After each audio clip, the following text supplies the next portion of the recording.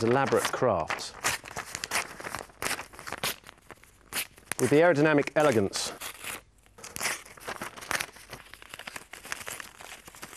that only a single sheet of paper can bring.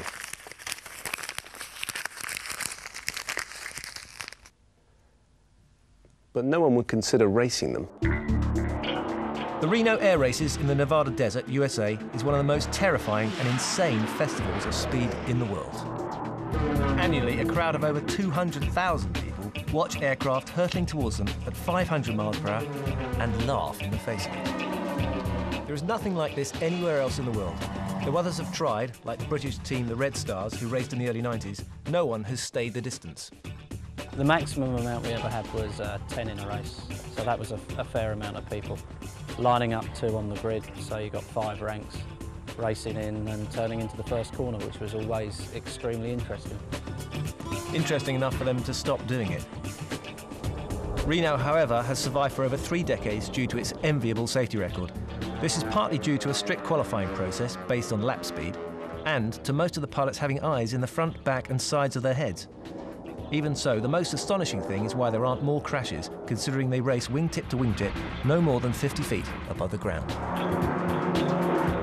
In all classes, the rivets are smoothed and the bodywork is polished to reduce friction, so that you can get faster and closer to the opposition. In other words, to make a perilous sport just that little bit more breathtaking.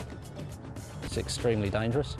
They've got very souped-up aeroplanes, flying around quite low, going very fast. But yeah, it's a spectacle and a half. For those who make it, the fastest race of them all is the Gold Unlimited. Vintage warplanes travelling at over 500 miles per hour.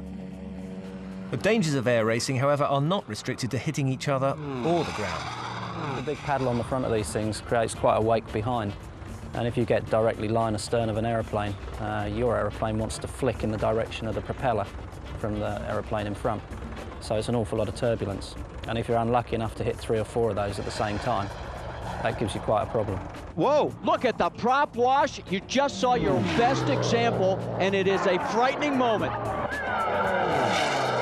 With no restrictions on the size of propellers, engines or wingspan, the Gold Unlimited is distilled insanity. Why do they race? Because they can.